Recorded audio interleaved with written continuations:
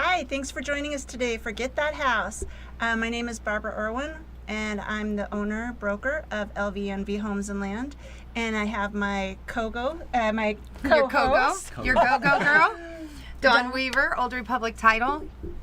And today we have a guest, and he's going to be talking to us about student loan elimination. Why don't you tell us who you are? My name is Ryan Arisumi, and I work at studentloanelimination.net. Very cool. So why don't we just jump in, and can you tell us a little bit about how the program works? Like, say I'm applying for a loan, and my loan officer says your debt ratios are way off, and anybody looking to buy a home, they know all about this. They can contact you, and how can you help them? So first, what we do is there's 14 different student loan forgiveness plans that's provided by the federal government. Oh, wow. And we find the best fit for the individual or for the client to see which one they would qualify for, because not everyone can qualify for any one of the 14 programs there. So like one's like a disability one, so if you're not disabled, you're not going to qualify. So, but there's 14 different programs, and there are also a lot of other student loan forgiveness companies out there who are doing this and charging their clients for processing fees and whatnot. But what they don't tell you is when the loan is forgiven, you have a 1099 coming your way. So For the balance of the loan amount. Okay, so a 1099-C is a cancellation of debt. So when you go to file your taxes, it's going to count as income. Yep. It'll count as an income towards you because it's a forgiveness of that debt. Right. So how can you get around that? So what we do is first we find the forgiveness plan that the client will qualify for, and then in correlation to that, we set up a custom savings plan so that you can put money away that'll grow with higher interest, and it'll grow in your favor, so that at the end of your forgiveness term, you have that liquid money to pull out and pay off your debt. And pay off the debt. Mm-hmm. And how long is the term normally? Between 10 and 20 years. Wow. So say I came to you and I have like $300. Well, I'll use one of my friends as an example. She told me she had $700 a month in student loans, and it's hers and her daughter's. So how would you be able to help her? She's a teacher too. Okay, so I guess before we dive into this, there's a little bit of history that might help everyone understand student loans and how we got to where we are. Okay, so cool. Currently there's over $1.5 trillion in student loan debt floating around in the United States. That's a lot. Yep. And if we refer back to what happened with the housing bubble in 2008, in 2008 there was 1.3 trillion in unsecured mortgages. So basically we are past that threshold. Also in 2008 there was a 13% default rate, so people are not paying back their mortgages. In 2018, with the student loan crisis, it's actually a crisis.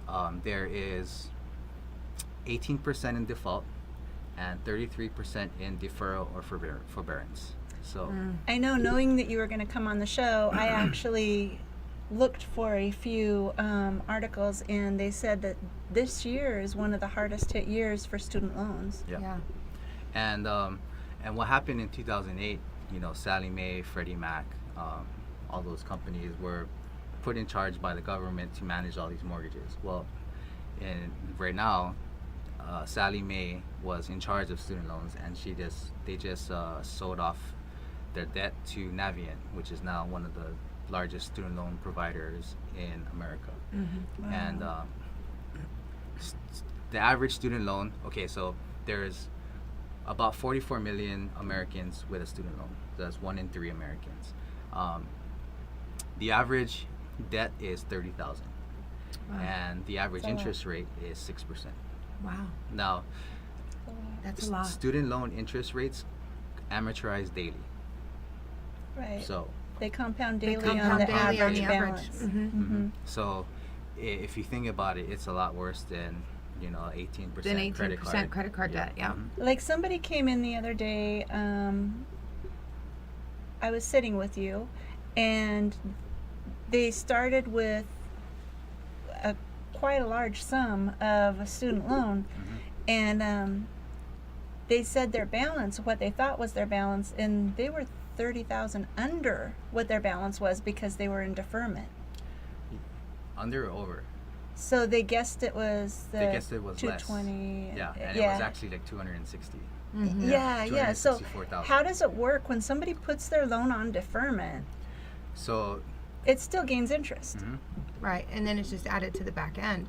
Yeah. So it's constantly ballooning, and it keeps adding and keeps adding and keeps adding, and then you go to order your payoff, much like a normal balloon payment, or if you will, you go to order the payoff, and then it's inflated by that amount because you've deferred it you've taken it and gone over to the back end of the loan. right. And in reference to like a credit card debt, you have what's called a truth in lending. Mm-hmm. So let's say you have a $10,000 balance, your minimum payment is $200, and truth in lending says if you pay $200 a month, it'll take you X amount of months to pay it off. Mm-hmm. Well, student loans, there isn't that truth in There's lending. no So they tell. don't have to disclose anything. They can Right. do whatever so they if let's say you have like a $30,000 student loan and your payment is, let's say, $100 or $150 a month or $300 a month, they don't tell you how long, if you keep paying $300 a month, how long it's going to take you to pay it off. Wow. Right. So when we put you on a forgiveness plan, we start like a time clock. So if it's a 20-year plan, we take your balance, your interest rate, and we compound the interest like a mortgage over 20 years and see what the ending balance is, and then we adjust your payment. According- That's Oh, like okay. a mortgage, right?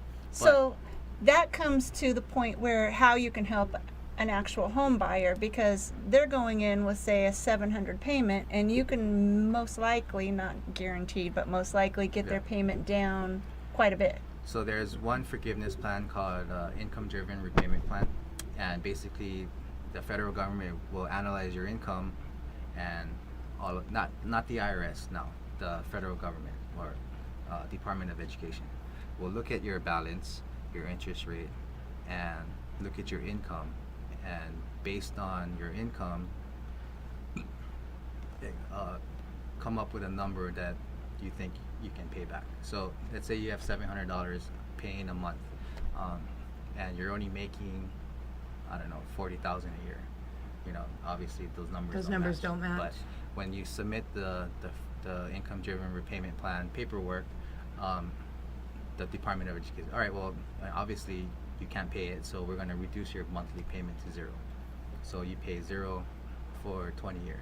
But like in a loan situation, we have to have a payment. So they would Right. assign like a $5 payment or Yeah. something. Okay. And then we can send it back to them and say, okay, instead of a zero, I like to pay $5 a month. Mm-hmm. Now, what happens is, so you're paying $5 a month over 20 years, and that's $1,200,